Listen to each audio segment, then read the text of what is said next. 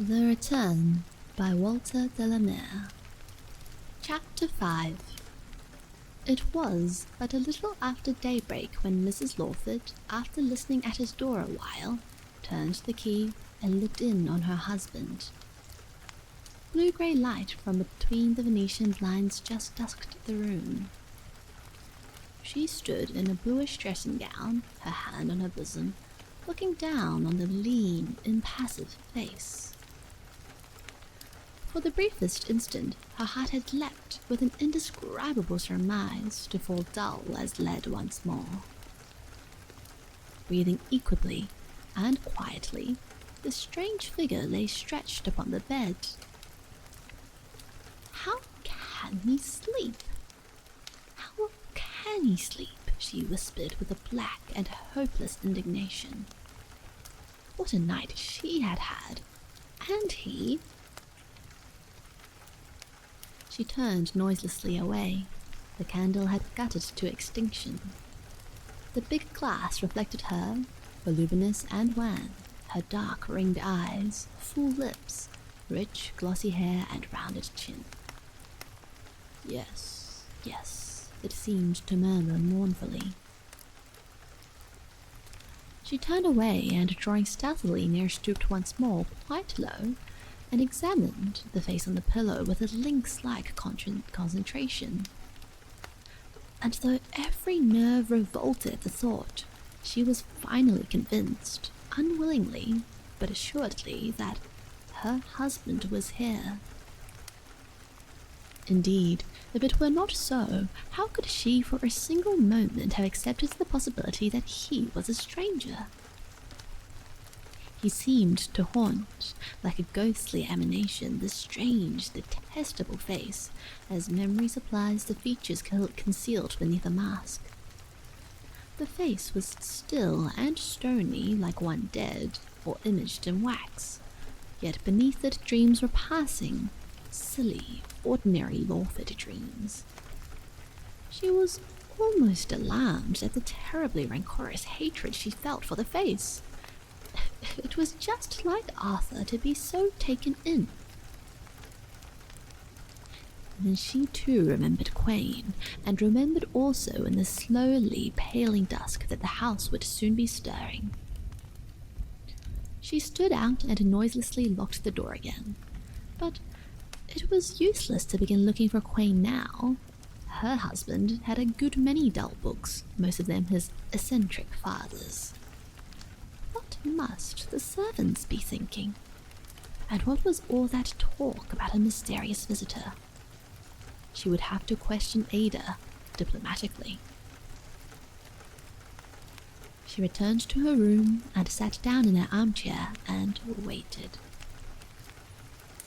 In sheer weariness, she fell into a doze and woke at the sound of dustpan and broom. She rang the bell and asked for hot water, tea, and a basin of cornflour. "And please, Ada, be as quiet as possible over your work. Your master is in a nice sleep and must not be disturbed on any account. In the front bedroom." She looked up suddenly. "By the way, who let Dr. Fergusson in last night?" "It was dangerous, but successful." "Dr. Fergusson, ma'am? Oh, you mean he was in?" Sheila smiled resignedly. "Was in? What do you mean, was in? And where were you then?" "I'd been sent out to Critchett, the chemist's." Of course. So, cook let Dr. Fergusson in then. Why didn't you say so before, Ada? And did you bring the medicine with you?" "It was a packet in an envelope, ma'am, but cook is sure she heard no knock, not while I was out. So Dr. Fergusson must have come in quite unbeknown." "Well, really," said Sheila, "this seems very difficult to get at the truth sometimes, and when illness is in the house, I cannot understand why there should be no one available to answer the door. You must have left it ajar, unsecured, when you went out. And pray, What if Dr. Ferguson had been some common tramp? That would have been a nice thing. I am quite certain, said Ada a little flatly, that I did shut the door, and cook says she never so much as stirred from the kitchen till I came down the area steps with the packet, and that's all I know about it, Mum. They said that he was here when I came back. I did not know even there was a Dr. Ferguson, and my mother has lived here 19 years. We must be thankful your mother enjoys such good health, replied Mrs. Lawford suavely. Please tell cook to be very careful with the cornflour, to be sure it's well mixed and thoroughly done. Mrs. Lawford's eyes followed with a certain discomfort those narrow French shoulders descending the stairs. And this abominable ruse was Arthur's.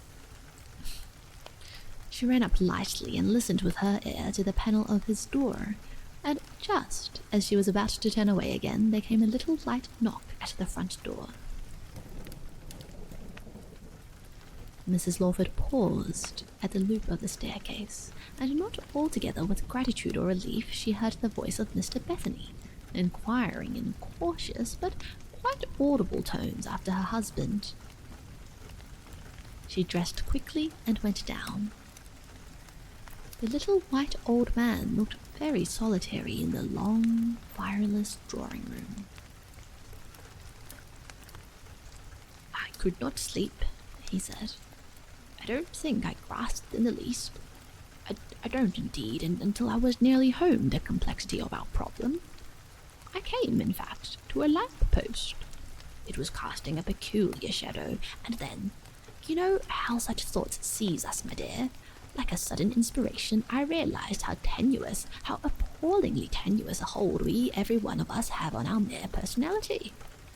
But that, he continued rapidly, that's only for ourselves and after the event. Ours just now is to act, and first— You really do, then? You really are convinced, began Mrs. Lawford, but Mr. Bethany was too quick.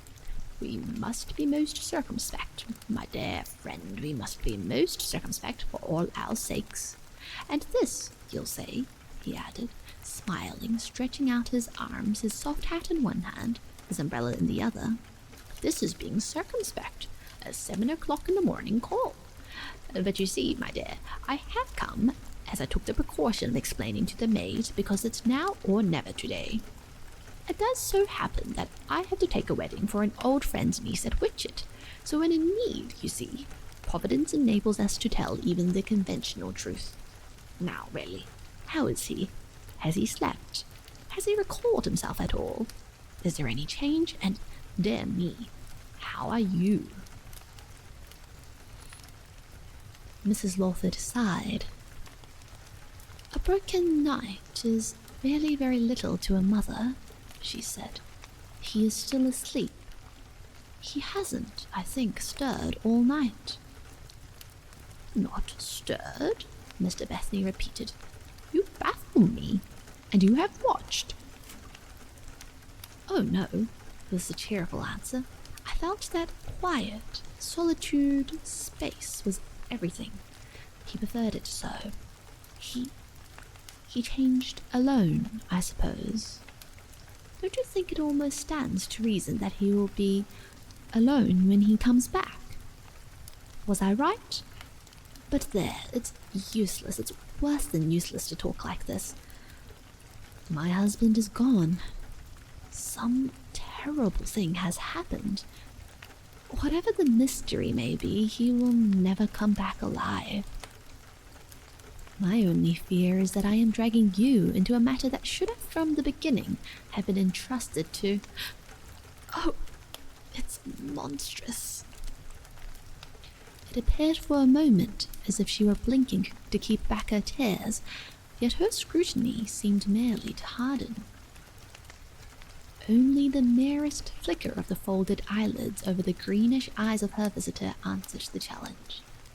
He stood, small and black, peeping fixedly out of the window at the sun-flecked laurels. Last night, he said slowly. "When I said goodbye to your husband, on the tip of my tongue were the words I have used, in season and out of season, for nearly 45 years. God knows best.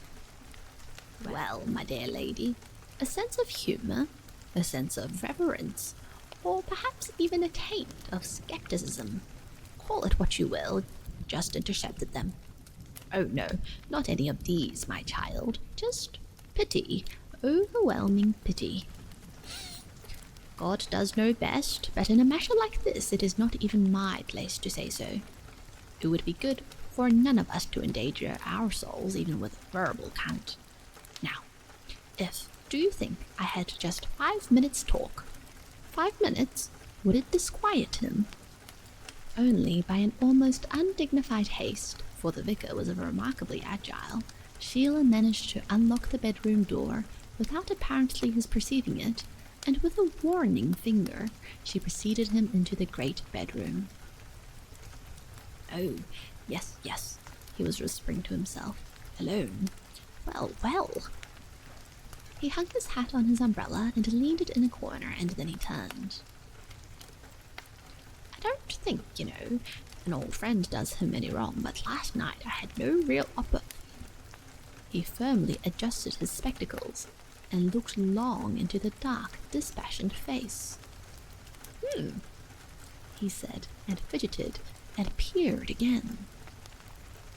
Mrs. Lawford watched him keenly.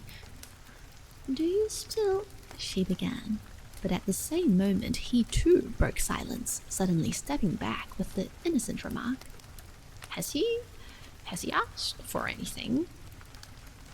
"Only for Quain." "Quain?" "The medical dictionary." "Oh yes, bless me, of course. A calm, complete sleep of utter prostration, utter nervous prostration. And can one wonder? Poor fellow, poor fellow." He walked to the window and peered between the blinds. "Sparrows, sunshine, yes, and here's the postman," he said as if to himself. Then he turned sharply round with mind made up. "Now, do you leave me here," he said. "Take half an hour's quiet rest. He'll be glad of a dull old fellow like me when he wakes. And as for my pretty bride, if I miss the train, she must wait till the next. Good discipline, my dear. Oh, dear me, I don't change. What a precious experience now this would have been for a tottery, talkative, owlish old parochial creature like me. But there, light words make heavy hearts, I see. I shall be quite comfortable. No, I breakfasted at home. There's hat and umbrella. At 9:03 I can fly." Mrs. Lawford thanked him mutely. He smilingly but firmly bowed her out and closed the door. But eyes and brain had been very busy. He had looked at the gutted candle, at the tinted bland portrait on the dressing table, at the chair drawn up, at the boots, and now again he turned almost with a groan towards the sleeper. Then he took out an envelope on which he had jotted various memoranda and waited a while. Minutes passed, and at last the sleeper faintly stirred, muttering. Mr. Bethany stooped quickly. "What is it? What is it?" he whispered. Lawford sighed. "I was only dreaming, Sheila," he said, and softly, peacefully opened his eyes. "I dreamed I was in the—" His lids narrowed, his dark eyes fixed themselves on the anxious, spectacled face bending over him. "Mr. Bethany? Where? What's wrong?" His friend put out his hand. There, he said soothingly. "Do not be disturbed. Do not disquiet yourself." Lawford struggled up. Slowly, painfully, consciousness returned to him. He glanced furtively around the room, at his clothes, slinkingly at the vicar, licked his lips, flushed with extraordinary rapidity, and suddenly burst into tears. Mr. Bethany sat without movement, waiting till he should have spent himself. "Now, Lawford," he said gently, "compose yourself, old friend. We must face the music, like men." He went to the window, drew up the blind, peeped out, and took off his spectacles. "The first thing to be done," he said, returning briskly to his chair, "is to send for Simon. Now, does Simon know you well?" Lawford shook his head. "Would he recognize you? I mean—" "I have only met him once, in the evening." "Good. Let him come immediately, then. Tell him just the facts. If I am not mistaken, he will pooh-pooh the whole thing, tell you to keep quiet, not to worry, and so on. My dear fellow, if we realized, say, typhoid, who'd dare to face it? That will give us time to wait a while to recover our breath to see what happens next. And if, as I don't believe for a moment, why, in that case, I heard the other day of a most excellent man, Grosser of Wimpole Street. Nerves. He would be absorbed. He'll bottle you in spirit, Lawford. We'll have him down quietly, you see? But there won't be any necessity. Oh no, by then light will have come. We shall remember. What I mean is this." He crossed his legs and pushed out his lips. "We are on quaky ground, and it's absolutely essential that you keep cool and trust. I am yours, heart and soul, you know that. I own frankly at first I was shaken, and I have, I confess, been very cunning. But first, faith, then evidence to bolster it up. The faith was absolute." He placed one firm hand on Lawford's knee. "Why, I cannot explain, but it was. The evidence is convincing, but there are others to think of. The shock, the incredibleness, the consequences. We must not scan too closely. Think with, never against, and bang go all the arguments. Your wife, poor dear, believes, but of course, she is horribly—" He broke off. "Of course, she is shaken, you old simpleton. Time will heal all that. Time will wear out the mask. Time will tire out this detestable physical witchcraft. The mind, the self's the thing. Old fogey though I may seem for saying it, that must be kept unsmirched. We won't go warily over the painful subject again. You told me last night, dear old friend, that you were absolutely alone at Widderstone. That is enough. But here we have visible facts, tangible effects, and there must have been a definite reason and a cause for them. I believe in the devil, in the power of darkness, Lawford, as firmly as I believe he and they are powerless, in the long run. They, what shall we say, have surrendered their intrinsicality. You can go through evil as you can go through a sewer and come out on the other side too. A loathsome process too. But there, we are not speaking of any monstrosities, and even if we were, you and I, with God's help, would just tire them out. And that ally gone, our poor dear old Mrs. Gundy will at once capitulate. Eh? Eh? Through all this long and arduous harangue, consciousness like the gradual light of dawn had been flooding that other brain. And the face that now confronted Mr. Bethany, though with his feeble, unaided sight he could only very obscurely discern it, was vigilant and keen in every sharp-cut, hungry feature. A rather prolonged silence followed, the visitor peering mutely.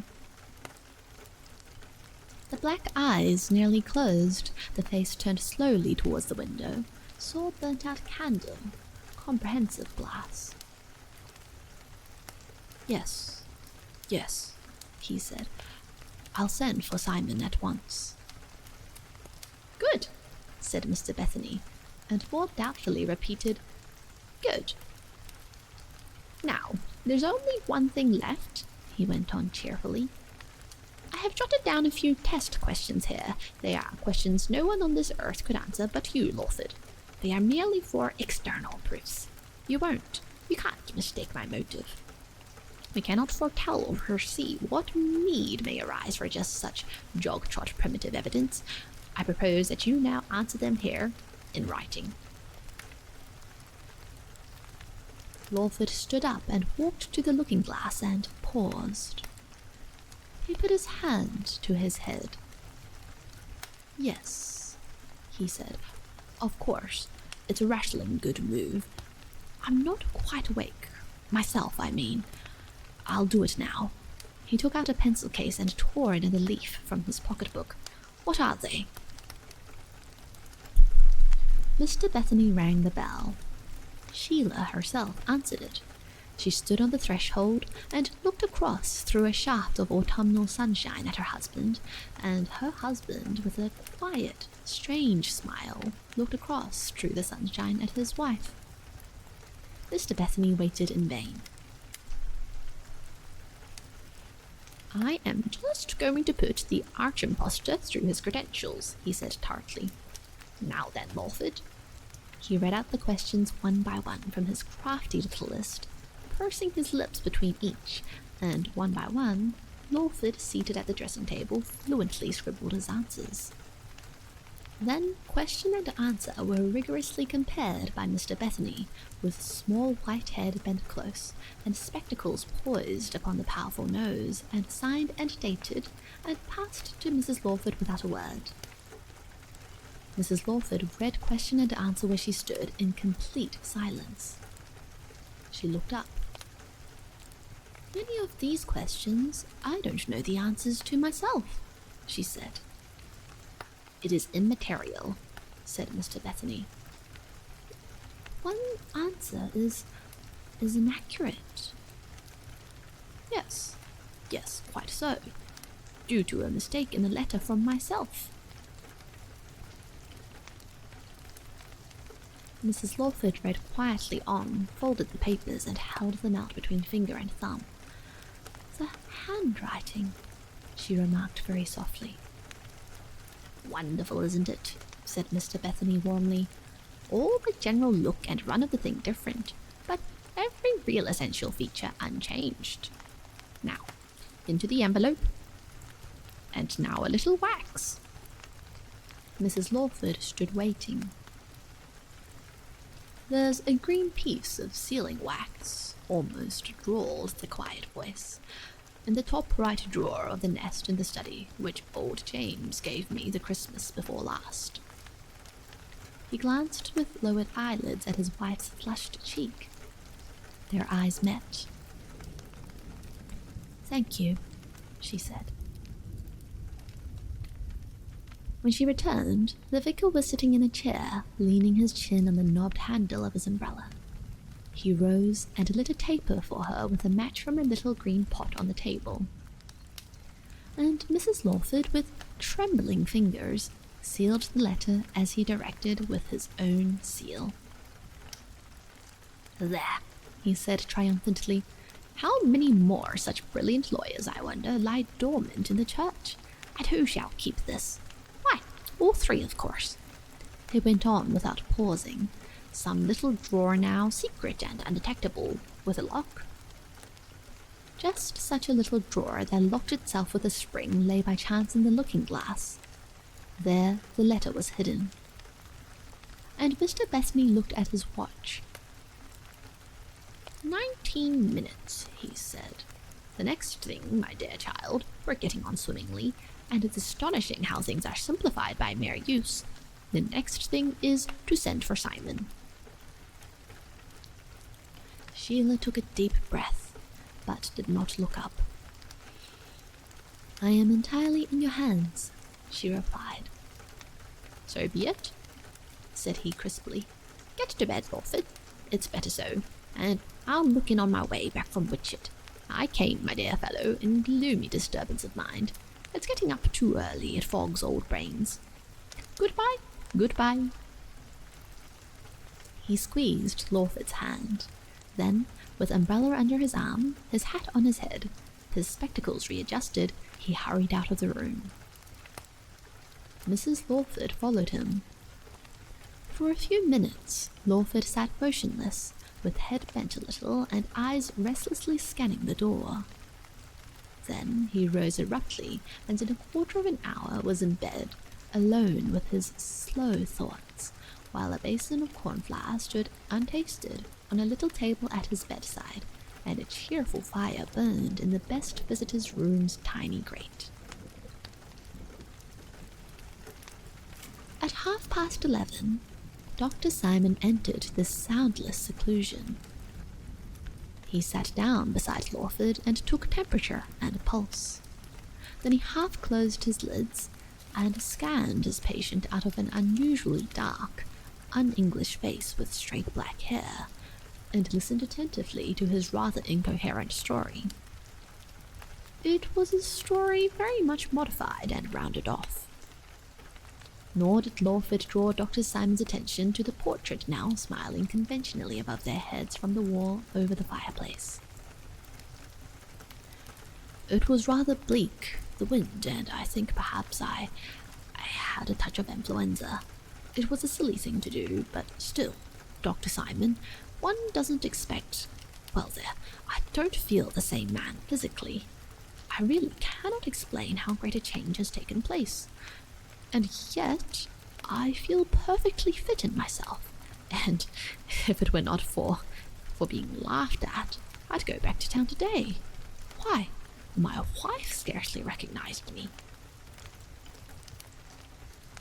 Dr. Simon continued his scrutiny.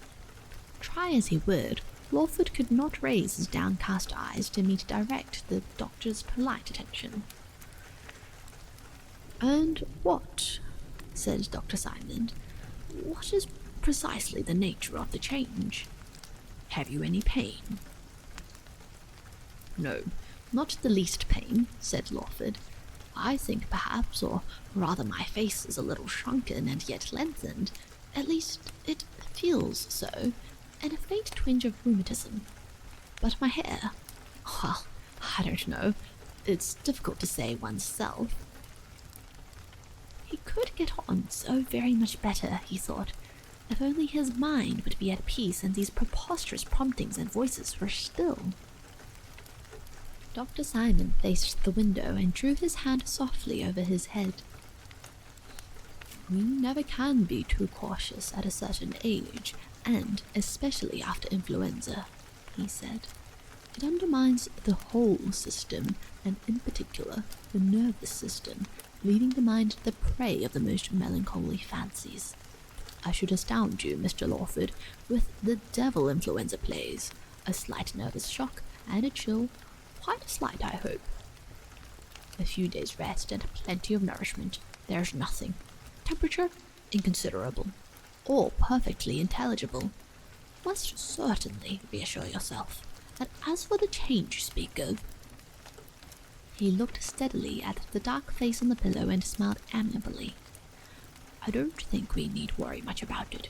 There certainly was a bleak wind yesterday, and a cemetery, my dear sir. It was indiscreet, yes, very." He held out his hand. "You must not be alarmed," he said very distinctly with the merest trace of an accent. "Air, sunshine, quiet, nourishment, sleep. That is all. The little window might be a few inches open, and any light reading." He opened the door and joined Mrs. Lawford on the staircase. He talked to her quietly over his shoulder all the way downstairs. It was sporting with Providence. A wind, believe me, nearly due east in spite of the warm sunshine. But the change, Mrs. Lawford managed to murmur tragically as he strode to the door. Dr. Simon smiled and gracefully tapped his forehead with a red-gloved forefinger. Humor him, he repeated indulgently. "Rest and quiet will soon put that little trouble out of his head. Oh yes, I did notice it, the set, drawn look and the droop. Quite so. Good morning."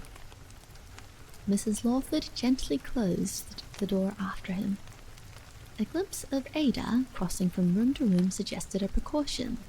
She called out in her clearest notes, "If Dr. Fergusson should call while I'm out, Ada, will you please tell him that Dr. Simon regretted that he was unable to wait? Thank you." She paused with hand on the balusters, then slowly ascended the stairs. Her husband's face was turned to the ceiling, his hands clasped above his head. She took up her stand by the fireplace, resting one silk-slippered foot on the fender. "Dr. Simon is reassuring," she said, "but I do hope, Arthur, you will follow his advice. He looks a fairly clever man, but with a big practice. Do you think, dear, he quite realized the extent of the change?" "I told him what happened," said her husband's voice out of the bedclothes. Yes, I know," said Sheila soothingly, "but we must remember he is comparatively a stranger. He would not detect—" "What did he tell you?" asked the voice. Mrs. Lawford deliberately considered. If only he would always thus keep his face concealed, how much easier it would be to discuss matters rationally. "You see, dear," she said softly, "I know, of course, nothing about the nerves, but personally I think his suggestion is absurd. No mere fancy surely can make a lasting alteration in one's face. And your hair. I don't want to say anything that may seem unkind, but isn't it really quite a distinct shade darker, Arthur?" "Any great strain will change the colour of a man's hair," said Lawford stolidly. "At any rate, to white. Why, I read once of a fellow in India, a Hindu or something, who—" "But have you had any intense strain or anxiety?" broke in Sheila. "You might at least have confided in me. That is, unless— But there, don't you think really, Arthur, it would be much more satisfactory in every way if we had further advice at once? Alice will be home next week. Tomorrow is the Harvest Festival, and next week, of course, the dedication. And, in any case, the bazaar is out of the question. They will have to find another stall holder. We must do our utmost to avoid comment or scandal. Every minute must help to fix a thing like that. I own even now I cannot realize what this awful calamity means. It's useful to brood on it. We must, as the poor dear old vicar said only last night, keep our heads clear. But I am sure Dr. Simon was under misapprehension. If now it was explained to him a little more fully, Arthur, a photograph. Anything on earth but this dreadful, wearing uncertainty and suspense. Besides, is Simon quite an English name?" Lawford drew further into his pillow.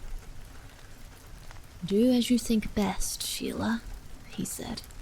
"For my own part, I believe it may be as he suggests, partly an illusion, a touch of nervous breakdown. It simply can't be as bad as I think it is.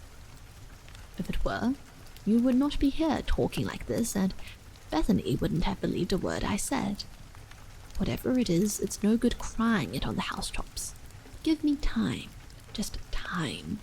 Besides, how do we know what he really thought? Doctors don't tell their patients everything. Give the poor chap a chance, and more so if he is a foreigner. His voice sank almost to a whisper. "He's no darker than this. And do, please, Sheila, take this infernal stuff away and let me have something solid. I'm not ill in that way. All I want is peace and quiet, time to think. Let me fight it out alone. It's been sprung on me. The worst's not over, but I'll win through. Wait, and if not, well, you shall not suffer, Sheila, don't be afraid. There are other ways out." Sheila broke down. Anyone would think, to hear you talk, that I was perfectly heartless. I told Ava to be most careful about the cornflower, and as for other ways out, it's a positively wicked thing to say to me when I'm nearly distracted with trouble and anxiety. What motive could you have had for loitering in an old cemetery and in an east wind? It's useless for me to remain here, Arthur, to be accused of every horrible thing that comes into a morbid imagination. I will leave you, as you suggest, in peace. One moment, Sheila, answered the muffled voice. I have accused you of nothing. If you knew all, if you could read my thoughts, you would be surprised, perhaps, at my... But never mind that. On the other hand, I really do think it would be better for the present to discuss the thing no more. Today is Friday. Give this miserable face a week. Talk it over with Bethany if you like. But I forbid. He struggled up in bed, sallow and sinister. I flatly forbid. Please understand. Any other interference till then. Afterwards, you must do exactly as you please. Send round the town crier, but till then, silence. Sheila, with raised head, confronted him.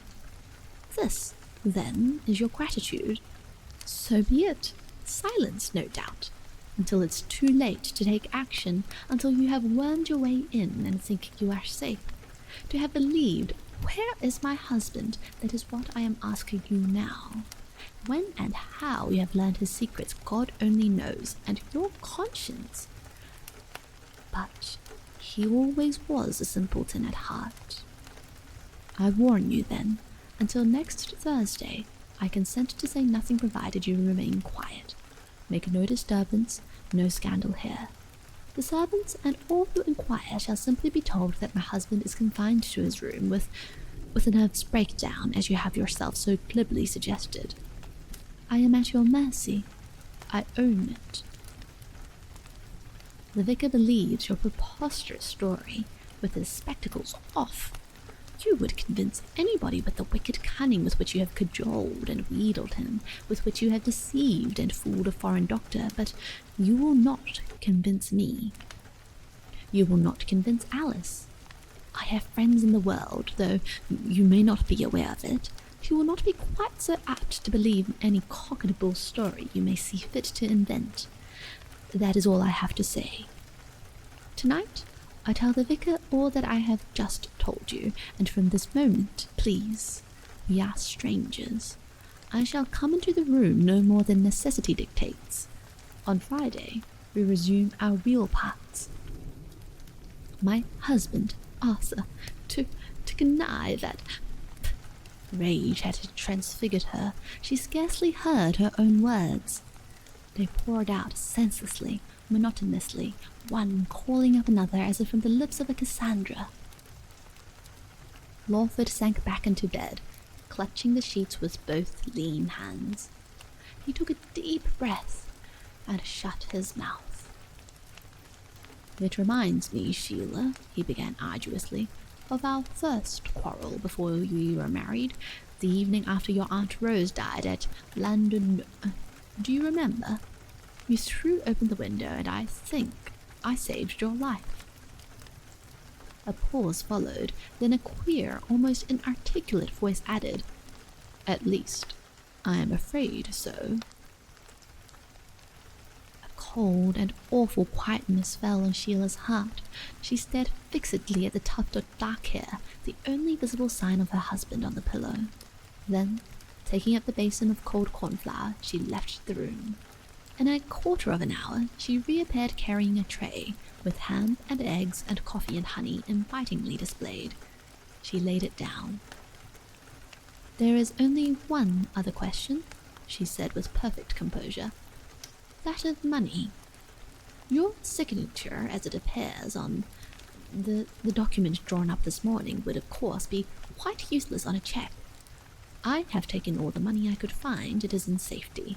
You may, however, conceivably be in need of some yourself. Here is £5. I have my own cheque-book, and shall therefore have no need to consider the question again for the present. So far as you are concerned, I shall be guided solely by Mr. Bethany. He will, I do not doubt, take full responsibility. And may the Lord have mercy on my soul, uttered a stifled, unfamiliar voice from the bed. Mrs. Lawford stooped. Arthur, she cried faintly. Arthur! Lawford raised himself on his elbow with a sigh that was very near to being a sob. Oh, Sheila, if you'd only be your real self. What is the use of all this pretense? Just consider my position a little. The fear and horror are not all on your side. You called me Arthur even then. I'd willingly do anything you wish to save you pain. You know that. Can't we be friends even in this ghastly... Won't you, Sheila? Mrs. Lawford drew back, struggling with a doubtful heart. I think, she said, it would be better not to discuss that now. The rest of the morning, Lawford remained in solitude. Chapter 6. There were 3 books in the room: Jeremy Taylor's Holy Living and Dying, a volume of the Quiver, and a little gilded book on wildflowers. He read in vain. He lay and listened to the uproar of his thoughts, on which an occasional sound, the droning of a fly, the cry of a milkman, the noise of a passing van, obtruded from the workaday world. The pale gold sunlight edged softly over the bed. He ate up everything on his tray. He even, on the shoals of nightmare, dreamed a while. But by and by, as the hours wheeled slowly on, he grew less calm, less strenuously resolved on lying there inactive. Every sparrow that twittered cried reveille through his brain. He longed with an ardour strange to his temperament to be up and doing. What if his misfortune was, as he had in the excitement of the moment suggested to Sheila, only a morbid delusion of mind, shared too in part by sheer force of his absurd confession? Even if he was going mad, who knows how peaceful a release that might not be? Could his shrewd old vicar have implicitly believed in him if the change were as complete as he supposed it? He flung off the bedclothes and locked the door. He dressed himself, noticing, he fancied, with a deadly revulsion of feeling, that his coat was a little too short in the sleeves, his waistcoat too loose. In the midst of his dressing came Sheila bringing his luncheon. "I'm sorry," he called out, stooping quickly beside the bed. "I can't talk now. Please put the tray down." About half an hour afterwards he heard the outer door close, and, peeping from behind the curtains, saw his wife go out. All was drowsily quiet in the house. He devoured his lunch like a schoolboy. That finished to the last crumb, without a moment's delay, he covered his face with a towel, locked the door behind him, put the key in his pocket, and ran lightly downstairs. He stuffed the towel into an ulster pocket, put on a soft, wide-brimmed hat, and noiselessly let himself out.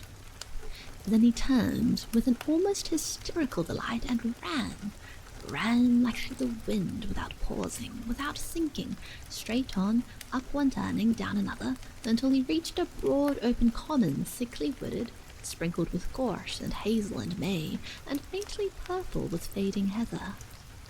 There he flung himself down in the beautiful sunlight, among the yellowing bracken, to recover his breath. He lay there for many minutes, thinking almost with composure. Flight, it seemed, had for the moment quieted the demands of that other feebly struggling personality, which was beginning to insinuate itself into his consciousness, which had so miraculously broken in and taken possession of his body. He would not think now. All he needed was a little quiet and patience before he threw off for good and all his right to be free, to be his own master, to call himself sane. He scrambled up and turned his face towards the westering sun. What was there in the stillness of its beautiful splendor that seemed to sharpen his horror and difficulty, and yet to stir him to such a daring and devilry as he had never known since he was a boy? There was a little sound of life. Somewhere an unknown bird was singing, and a few late bees were droning in the bracken. All these years he had, like an old blind horse, stolidly plodded round and round in a dull, self-set routine. And now, just when the spirit had come for rebellion, the mood for a harmless truancy, there had fallen with them too this hideous enigma. He sat there with the dusky silhouette of the face that was now drenched with sunlight in his mind's eye. He set off again up the stony incline. Why not walk on and on? In time, real wholesome weariness would come.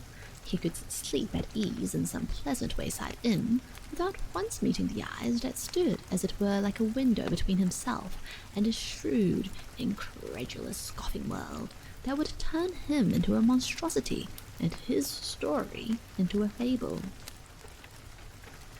And in a little while, perhaps in 3 days, he would awaken out of this engrossing nightmare and know he was free, this black dog gone from his back, and, as the old saying expressed it without anyone dreaming what it really meant, his own man again. How astonished Sheila would be! How warmly she would welcome him! Oh yes, of course she would. He came again to a standstill. No voice answered him out of that illimitable gold and blue. Nothing seemed aware of him, but as he stood there, doubtful as Cain on the outskirts of the unknown, he caught the sound of a footfall on the lonely and stone-strewn path. The ground sloped steeply away to the left, and slowly mounting the hillside came mildly on an old lady he knew, a Miss Sinnett, an old friend of his mother's. There was just such a little seat as that other he knew so well on the brow of the hill.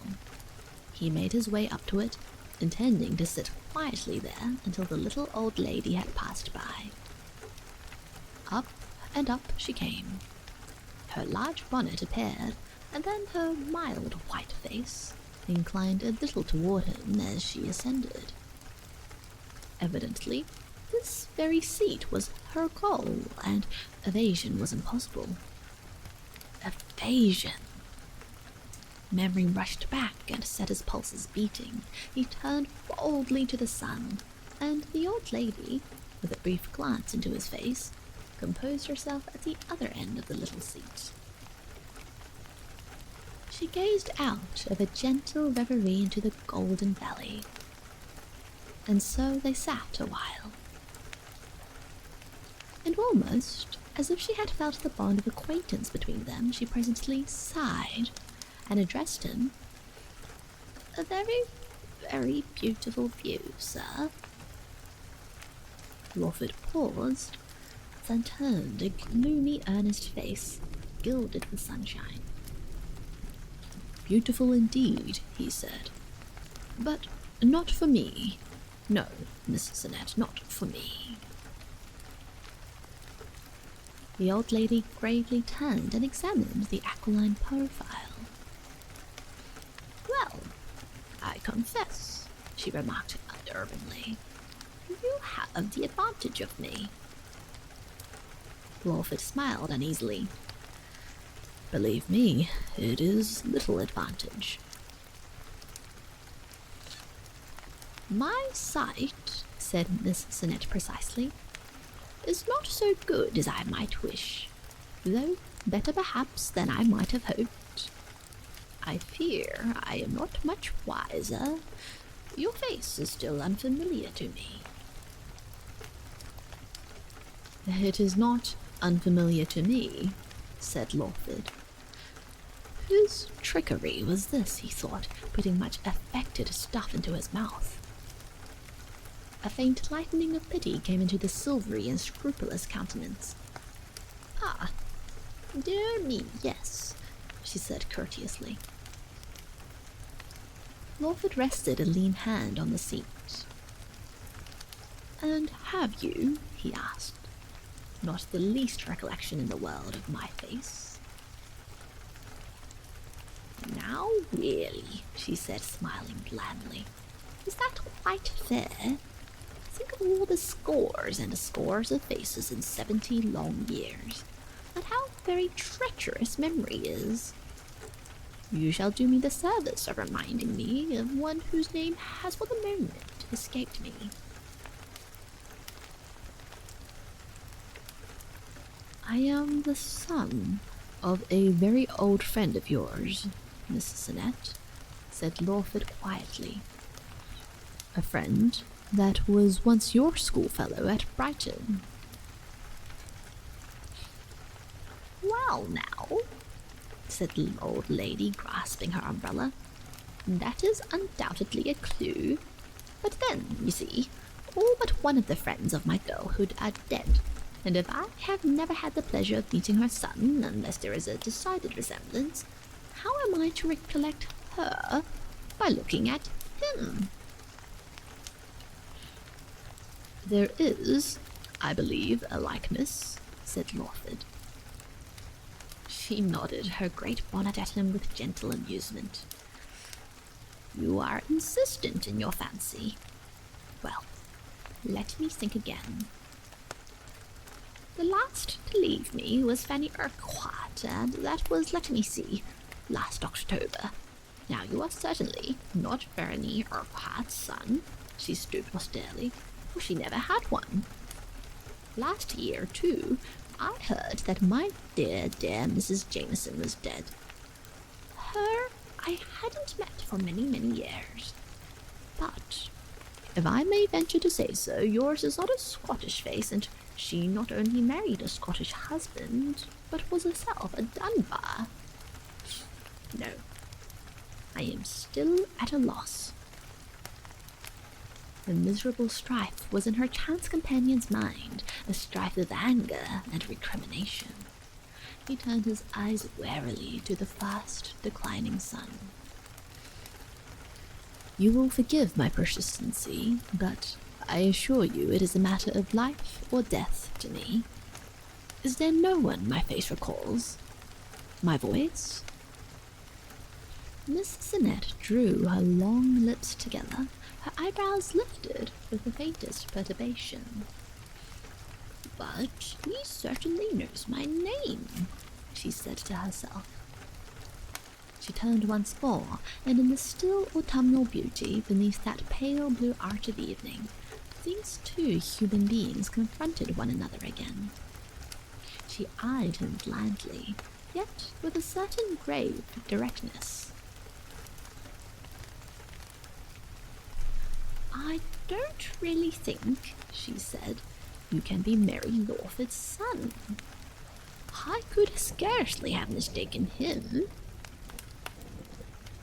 Lawford gulped and turned away. He hardly knew what this surge of feeling meant. Was it hope, despair, resentment? Had he caught even the echo of an unholy joy? His mind for a moment became confused, as if in the tumult of the struggle. He heard himself expostulate.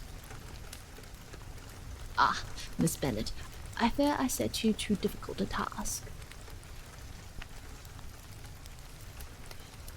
The old lady drew abruptly in, like a trustful and gentle snail into its shocked house. "Bennet, sir? But my name is not Bennet." And again Lawford accepted this miserable prompting. "Not Bennet? How can I ever then apologize for so frantic a mistake?"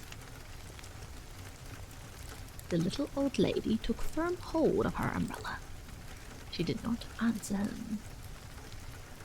The likeness, he began unconsciously, and stopped, for the glance that dwelt fleetingly on him was cold with the formidable dignity and displeasure of age.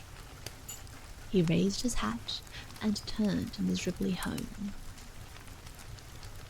He strode down out of the last gold into the blue twilight.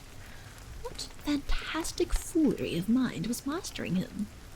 He cast a hurried look over his shoulder at the kindly and offended old figure sitting there, solitary, on the little seat in her great bonnet, with her back turned resolutely upon him, the friend of his dead mother, who might have proved in his need a friend indeed to him. And he had, by this insane caprice, hopelessly estranged her. She would remember this face well enough now, he thought bitterly, and would take her place among his quiet enemies if ever the day of reckoning should come. It was scandalous. It was banal to have abused her trust and courtesy. Oh, it was hopeless to struggle any more. The fates were against him. They had played him a trick. He was to be their transitory sport, as many a better man he could himself recollect had been before him.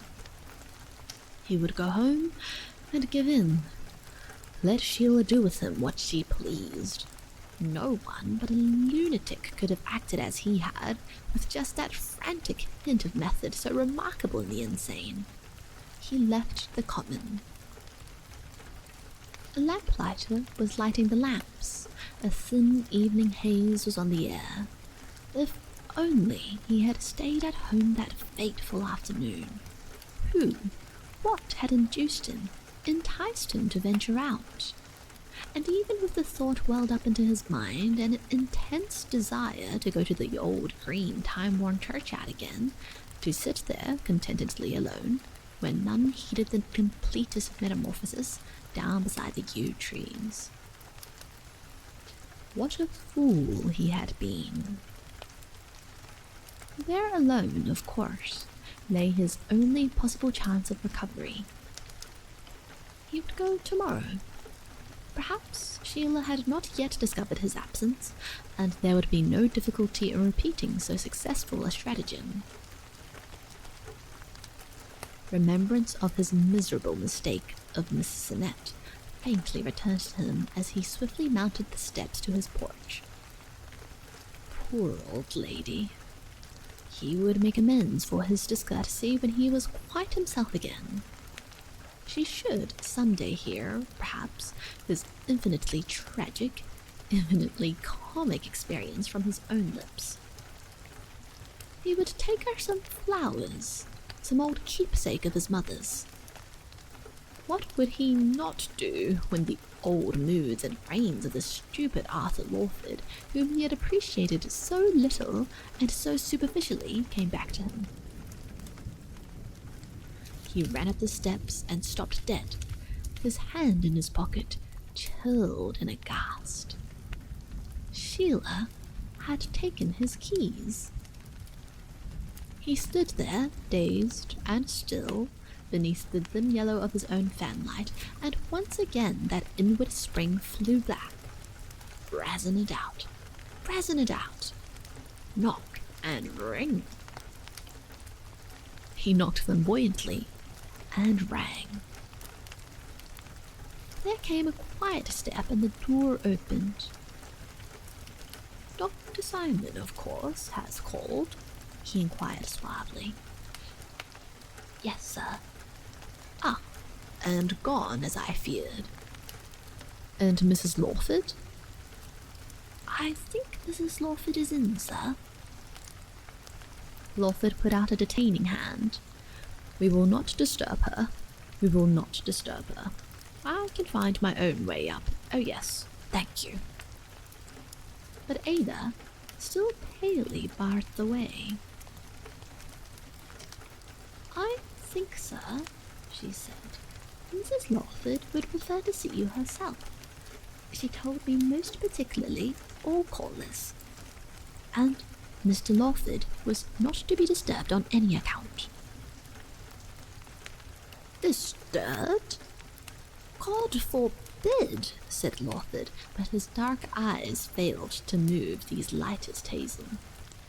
Well, he continued nonchalantly, perhaps it would be as well if Mrs. Lawford should know that I am here.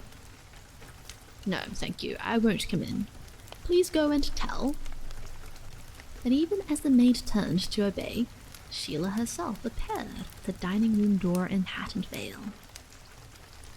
Lawford hesitated an immeasurable moment. In one swift glance, he perceived the lamplit mystery of evening, beckoning, calling, pleading, "Fly, fly.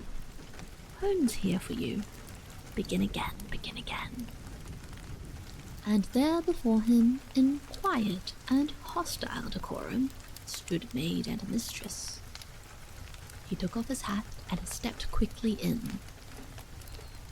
So late, I fear," he began glibly. A sudden call, a perfectly impossible distance.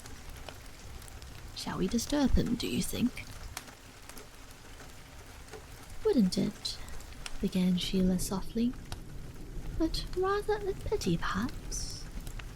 Dr. Simon seems to think, but, of course, you must decide that." Ada turned quiet, small eyes. No, by no means," he almost mumbled, and a hard, slow smile passed over Sheila's face. "Excuse me one moment," she said. "I will see if he is awake." She swept swiftly forward, superb and triumphant beneath the gaze of those dark, restless eyes. But so still was home and street that quite distinctly a clear and useful laughter was heard, and light footsteps approaching. Sheila paused. Ada, in the act of closing the door, peered out. "Miss Alice Mare," she said, and in this infinitesimal advantage of time, Dr. Fergusson had seized his vanishing opportunity and was already swiftly mounting the stairs. Mrs. Lawford stood with the veil half raised and coldly smiling lips, and as if it were by prearrangement, her laughter's laughing greeting from the garden and from the landing above her, a faint "Ah, and how are we now?" broke out simultaneously. And Ada, silent and discreet, had thrown open the door again to the twilight and to the young people ascending the steps. Lawford was still sitting on his bed before a cold and ashy hearth when Sheila knocked at the door. "Yes," he said. "Who's there?" No answer followed. He rose with a shuddering sigh and turned the key. His wife entered. "That little exhibition of finesse was part of our agreement, I suppose?" "I say," began Lawford, "to creep out in my absence like a thief, and to return like a mountebank, that was part of our compact?"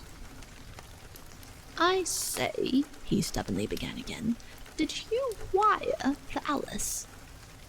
"Will you please answer my question? Am I to be a mere cat's paw in your intrigues, in this miserable masquerade before the servants? To set the whole place ringing with the name of a doctor that doesn't exist, and a bedridden patient that slips out of the house with his bedroom key in his pocket? Are you aware that Ada has been hammering at your door every half hour of your absence? Are you aware of that? How much," she continued in a low, bitter voice, "how much should I offer for her discretion?" "Who was that with Alice?" inquired the same toneless voice. "I refuse to be ignored. I refuse to be made a child of. Will you please answer me?" Lawford turned. "Look here, Sheila," he began heavily. "What about Alice? If you wired, well, it's useless to say anything more, but if you didn't, I ask you just this one thing. Don't tell her." "Oh, I perfectly appreciate a father's natural anxiety." Her husband drew up his shoulders as if to receive a blow. Yes, he said. but you won't." The sound of a young laughing voice came faintly up from below. "How did ฏɪmīfortescue know she was coming home today?" "Will you not inquire of ฏɪmīfortescue for yourself?" "Oh, what is the use of sneering?" began the dull voice again. "I am horribly tired, Sheila, and, try how you will, you can't convince me that you believe for a moment that I am not myself, that you are as hard as you pretend. An acquaintance, even a friend, might be deceived, but husband and wife? Oh no, it isn't only a man's face that's himself, or even his hands." He looked at them, straightened them slowly out, and buried them in his pockets. "All I care about now is Alice. Is she, or is she not, going to be told? I am simply asking you to give her just a chance."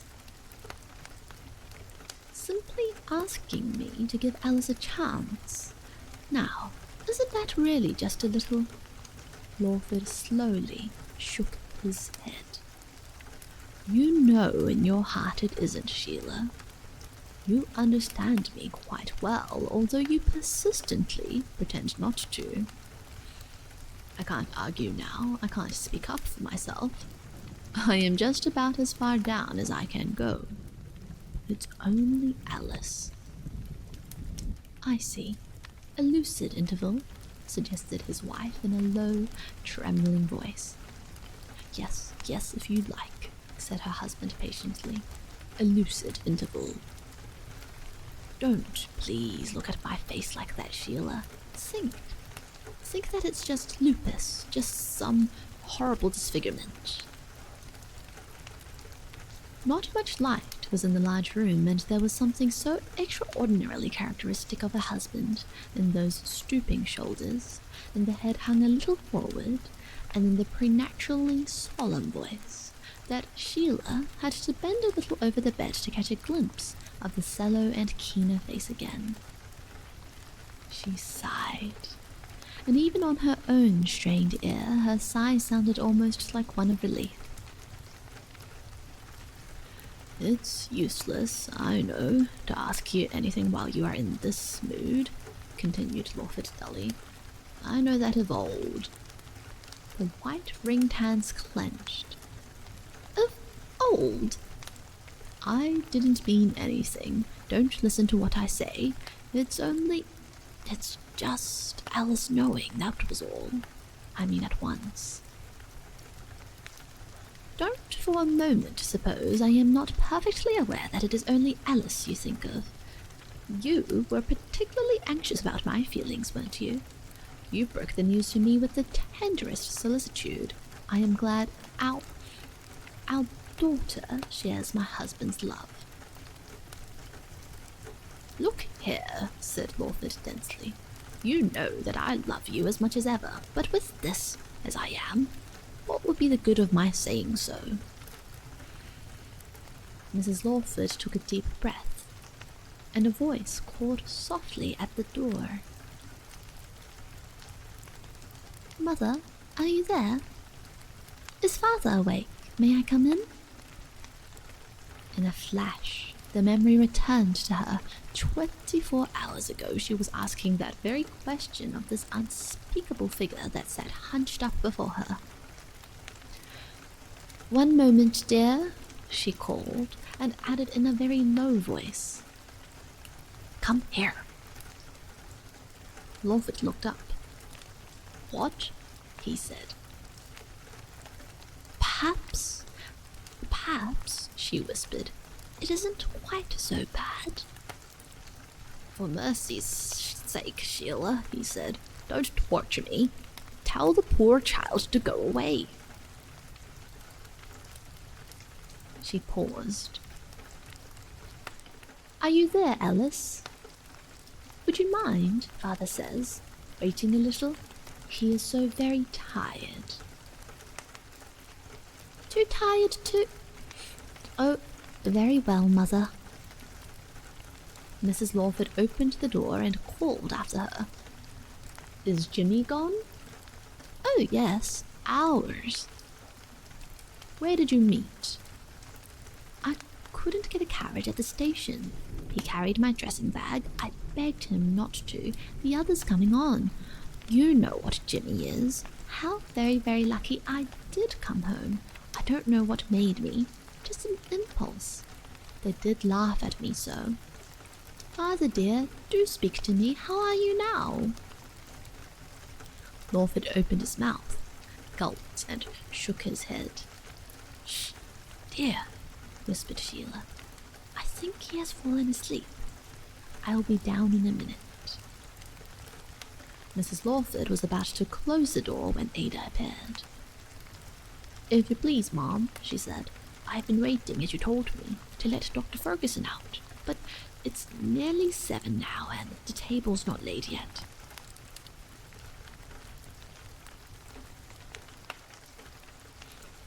I really should have thought, Ada, Sheila began, then caught back the angry words and turned and looked over her shoulder into the room.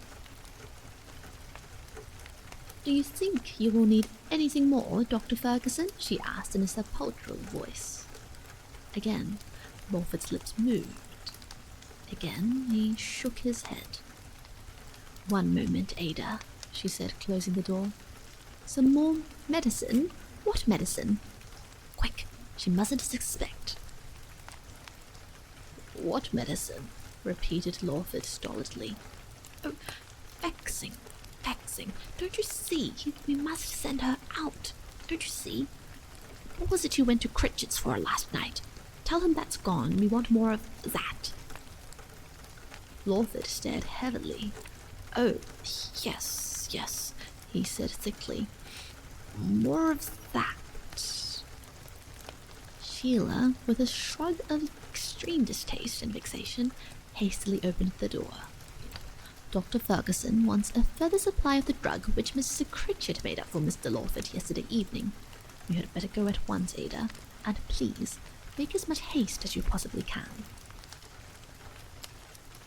I say, began Lawford, but it was too late. The door was shut. How I detest this wretched falsehood and subterfuge. What could have induced you? Yes, said her husband. What? I think I'll be getting to bed again, Sheila. I forgot I had been ill, and now I do really feel very tired, but I should like to feel, in spite of this hideous, I should like to feel we are friends, Sheila. Sheila almost imperceptibly shuddered, crossed the room and faced the still, almost lifeless mask. I spoke, she said in a low, cold, difficult voice. I spoke in a temper this morning. You must try to understand what a shock it has been to me. Now, I own it, frankly. I know you are Arthur. But God only knows how it frightens me and horrifies me. She shut her eyes beneath her veil. They waited on in silence a while. Poor boy, she said at last, lightly touching the loose sleeve. Be brave. It will all come right soon.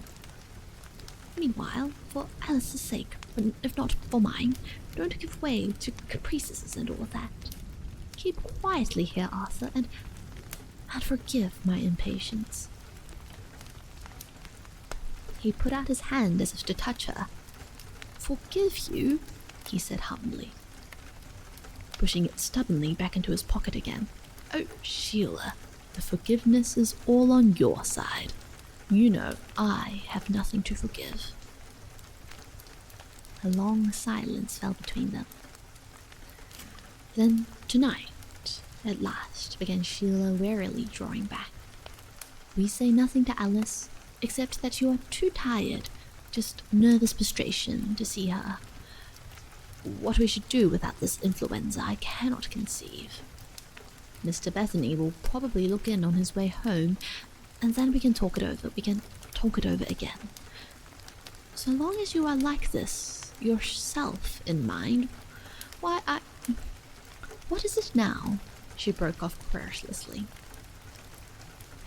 "If you please, marm, Mr. Critchett says he doesn't know Dr. Ferguson. His name's not in the directory, and there must be something wrong with the message, and he's sorry, but he must have it in writing, because there was more even in the first packet than he ought by rights to send. What shall I do, if you please?" Still looking at her husband, Sheila listened quietly to the end. And then, as if in inarticulate disdain, she deliberately shrugged her shoulders and went out to play her part, unaided. Chapter 7. Her husband turned warily once more, and drawing up a chair, sat down in front of the cold grate. He realized that Sheila thought him as much of a fool now as she had for the moment thought him an impostor, or something worse, the night before. That was at least something gained. He realized, too, in a vague way, that the exuberance of mind that had practically invented Dr. Ferguson and outraged Miss Sinnett had quite suddenly flickered out. It was astonishing, he thought, with gaze fixed innocently on the black coals, that he should ever have done such things. He detested that kind of rot, that jaunty theatrical pose so many men prided their jackdaw brains on.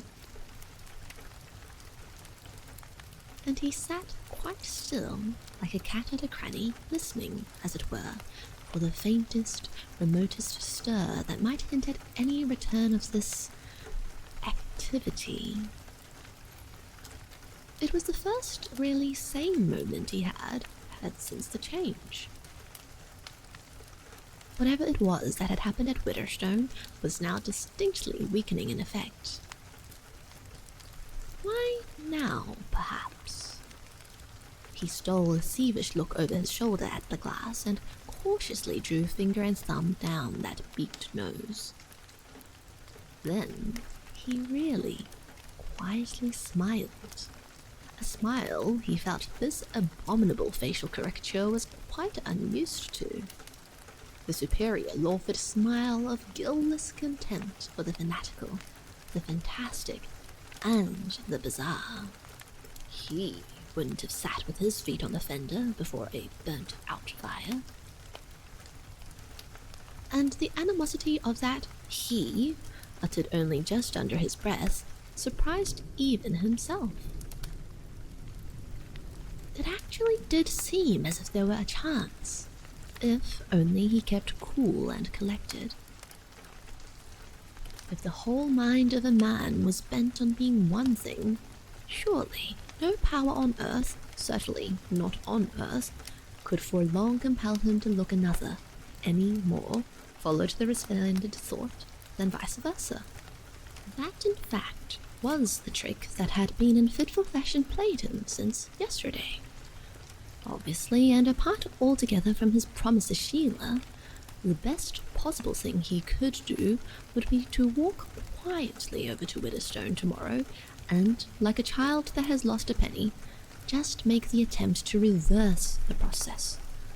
Look at the graves, read the inscriptions on the weather-beaten stones, compose himself once more to sleep on the little seat. Magic, witchcraft, possession, and all that, well, Mr. Bethany might prefer to take it on the authority of the Bible, if it were his duty. But it was at least mainly Old Testament stuff like polygamy, Joshua, and the unclean beasts. The unclean beasts. It was simply, as Simon had said, mainly an affair of the nerves, like Indian jugglery. He had heard of dozens of such cases, or similar cases, and it was hardly likely that cases even remotely like his own would be much bragged about or advertised. Or those mysterious disappearances, too, which one reads about so repeatedly. What of them? Even now he felt, and glanced swiftly behind him at the fancy, it would be better to think as softly as possible. not to hope too openly, certainly not to triumph in the least degree, just in case of, well, listeners. He would wrap up too, and he wouldn't tell Sheila of the project till he had come safely back. What an excellent joke it would be to confess meekly to his escapade, and to be scolded, and then suddenly to reveal himself. He sat back and gazed with an almost malignant animosity at the face in the portrait, comely and plump.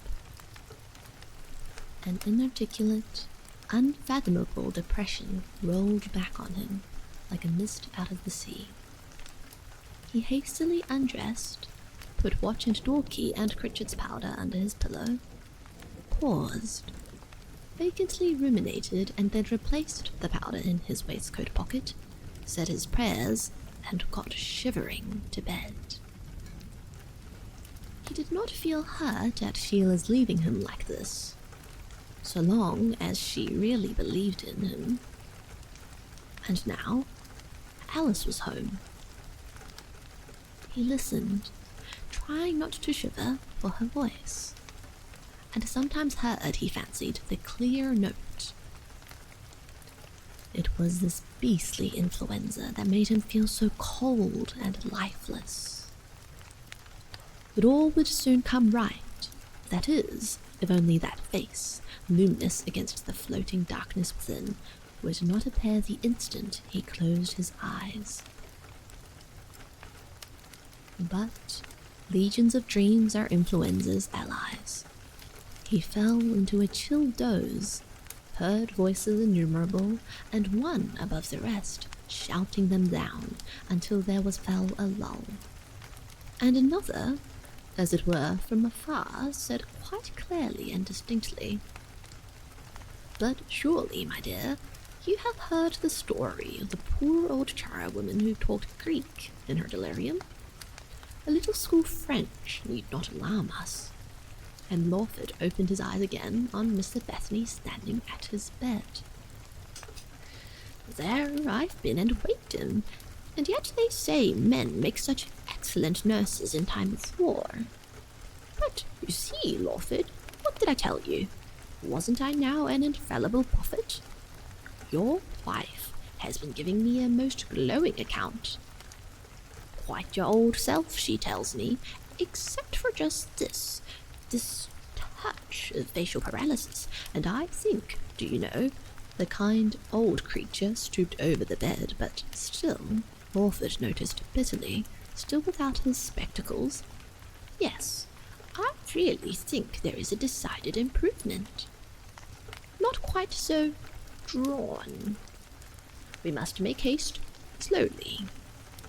Wedderburn, you know, believes profoundly in Simon. He pulled his wife through a dangerous confinement. And here's pills and tonics and liniments, a whole chemist's shop. Oh, we are getting on swimmingly. Flame light was flickering in the candled dusk. Lawford turned his head and saw Sheila's coiled, beautiful hair in the firelight. "You haven't told Alice?" he asked. "My dear good man," said Mr. Bethany, "of course we haven't. You shall tell her yourself on Monday. What an incredible tradition it would be. But you mustn't worry, you mustn't even think. And no more of these jaunts, eh? That Ferguson business, that was too bad. What are we going to do with the fellow now we have created him? He will come home to roost, mark my words. And as likely as not down the vicarage chimney. I wouldn't have believed it of you, my dear fellow." He beamed, but looked nonetheless very lean and fagged and depressed. "How did the wedding go off?" Lawford managed to think of inquiring. "Oh, A1," said Bethany. "I've just been describing it to Alice. The bride, her bridegroom, mother, aunt's cake, presents, finery, blushes, tears, and everything that was hers. We've been in fits, haven't we, Mrs. Lawford? And Alice says I'm a worse than a clerical caller, didn't she? And that it's only art that has kept me out of an apron." Now look here. Quiet, quiet, quiet. No excitement. No pranks. What is there to worry about, pray? And now, little Dorrit's down with influenza too. And Craig and I will have double work to do. Well, well, goodbye, my dear. God bless you, ʟɪᴏᴏᴜ. I can't tell you how relieved, how unspeakably relieved I am to find you so much better. Feed him up, my other dear, body and mind and soul and spirit. And there goes the bell. I must have a biscuit. I've swallowed nothing but a Cupid in Plaza of Paris since breakfast. Good night. We shall miss you both. Both. But when Sheila returned, her husband was sunk again into a deep, quiet sleep, from which not even the many questions she fretted to put to him seemed weighty enough to warrant his disturbance. So, when ʟɪᴏᴜ again opened his eyes, he found himself lying wide awake, clear and refreshed, and eager to get up. But upon the air lay the still hush of early morning. He tried in vain to catch back sleep again. The distant shred of dreams still floated in his mind, like a cloud at evening. He rarely dreamed, but suddenly something immensely interesting had but a moment ago eluded him.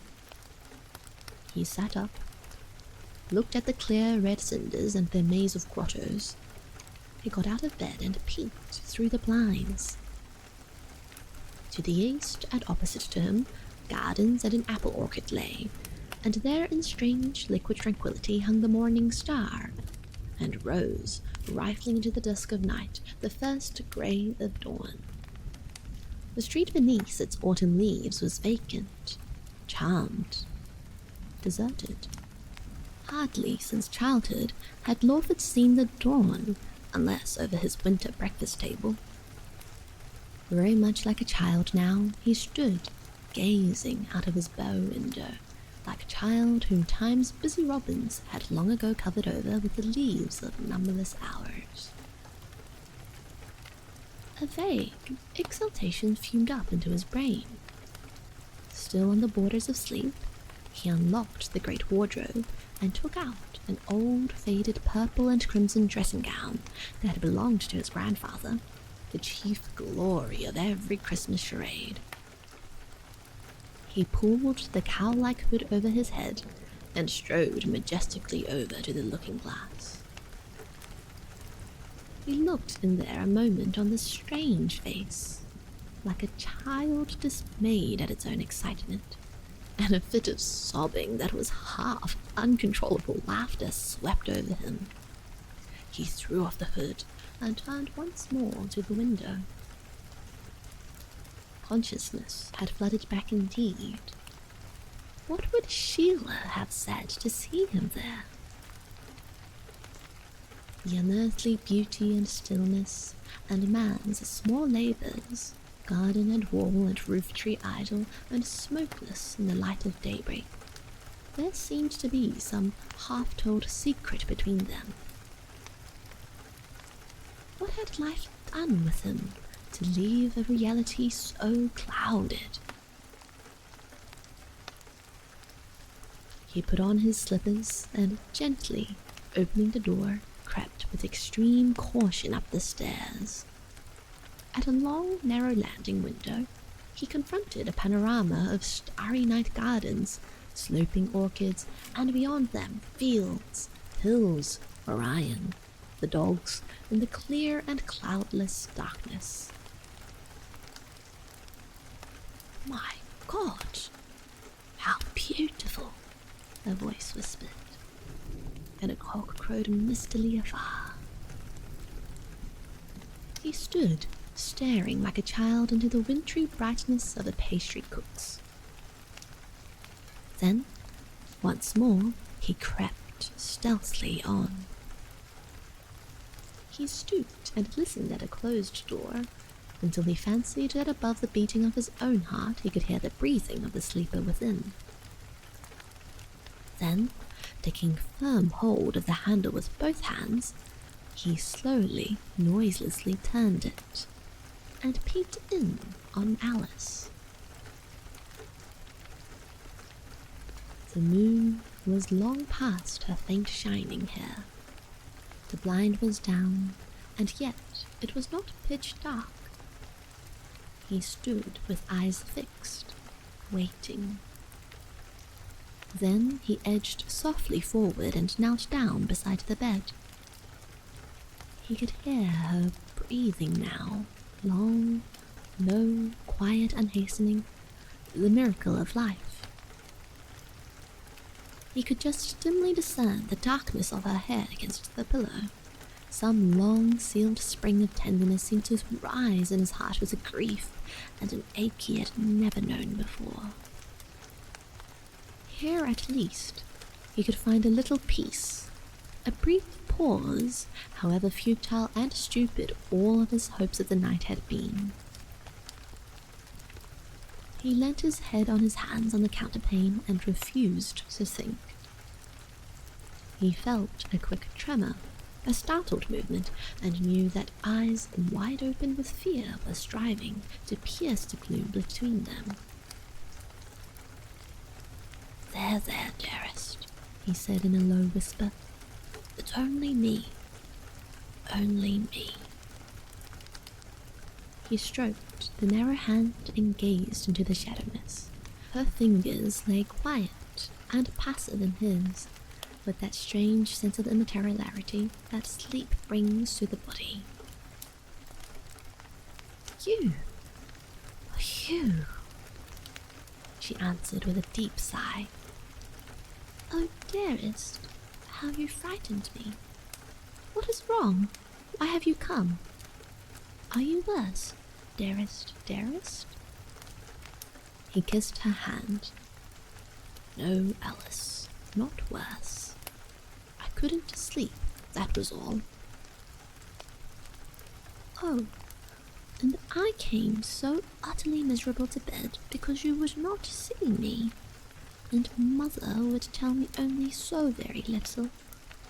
I didn't even know you had been ill. She pressed his hand between her own. But this, is very, very naughty. You will catch a cold, you bad thing. What would Mother say? I think we mustn't tell her, dear. I couldn't help it. I felt much I wanted to see you. I have been rather miserable. Why? She said, stroking his hand from wrist to fingertips with one soft finger. You mustn't be miserable. You and me have never done such a thing before, have we? Was it that wretched old flu? It was too dark in the little fragrant room even to see her face so close to his own, and yet he feared. Dr. Simon, she went on softly, said it was, but isn't your voice a little hoarse? And it sounds so melancholy in the dark. And oh, she squeezed his wrist. You have grown so thin. You do frighten me. Whatever should I do if you were really ill? And it was so odd, dear. When first I woke, I seemed to be still straining my eyes in a dream at such a curious, haunting face. Not very nice. I am glad you were here. What was the dream face like? Came the muttered question. Dark and sharp, and rather dwelling eyes. You know, those long faces one sees in dreams, like a hawk, like a conjurer's. Like a conjurer's. It was the first unguarded and ungarbled criticism. Perhaps, dear, if you find my voice different and my hand shrunk up, you will find my face changed too, like a conjurer's. What then? She laughed gaily and tenderly. You silly, silly. I should love you more than ever. Your hands are icy cold. I can't warm them, no how. ᴏᴏᴏ held tight his daughter's hand. You do love me, Alice. You would not turn against me, whatever happened. Ah, you shall see. You shall see. A sudden burning hope sprang up in him. Surely, when all was well again, these last few hours would not have been spent in vain. Like the shadow of death they had been, against whose darkness the green, familiar earth seems beautiful as the plains of paradise. Had he but realized before how much he loved her, what years of life had been wasted in leaving it all unsaid? He came back from his reverie to find his hand wet with tears. He stroked her hair and gently touched her eyelids without speaking. You will let me come in tomorrow, she pleaded. You won't keep me out? Ah, but dear, you must remember your mother. She gets so anxious, and every word the doctor says is law. How would you like me to come again, like this, perhaps? Like Santa Claus? You know how I love having you, she said and stopped. But... He leaned closer. Yes, come, she said, clutching his hand and hiding her eyes.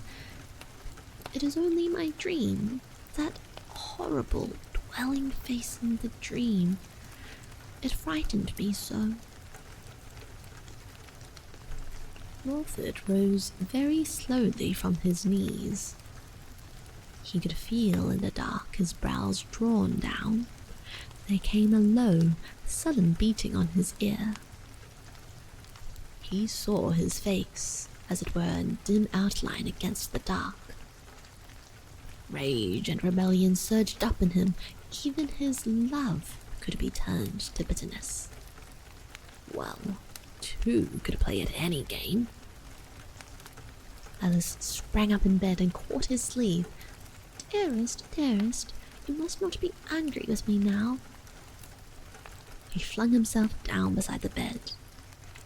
Anger, resentment died away. You are all I have left, he said. He stole back, as he had come in the clear dawn, to his bedroom. It was not 5 yet. He put a few more coals on his fire and blew out the nightlight and lay down. But it was impossible to rest, to remain inactive. He would go down and search for that first volume of Ģᴏ. Hallucination, influenza, insanity. Why, Sheila must have purposely mislaid it. A rather formidable figure he looked, descending the stairs in the grey dusk of daybreak. The breakfast room was at the back of the house. He tilted the blind, and a faint light flowed in from the changing colours of the sky. He opened the glass door with the little bookcase to the right of the window and ran eye and finger over the few rows of books. But as he stood there with his back to the room, just as the shadow of a bird's wing floats across the moonlight of a pool, he became suddenly conscious that somebody had passed across the doorway, and in passing, had looked in on him. He stood, motionless, listening. But no sound broke the morning slumberousness, except the faraway warbling of a thrush in the first light. So sudden and transitory had been the experience that it seemed now to be illusory. Yet it had so caught him up, it had with so furtive and sinister a quietness broken in on his solitude, that for a moment he dared not move. A cold, indefinite sensation stole over him that he was being watched, that some dim, evil presence was behind him, biding its time, patient and stealthy, with eyes fixed unmovingly on him where he stood. But watch and wait as silently as he might, only the day broadened at the window, and at last a narrow ray of sunlight stole trembling up into the dusky bowl of the sky. At any rate, Quain was found with all the ills of life from A to I, and Lawford turned back to his bondage with the book under his arm.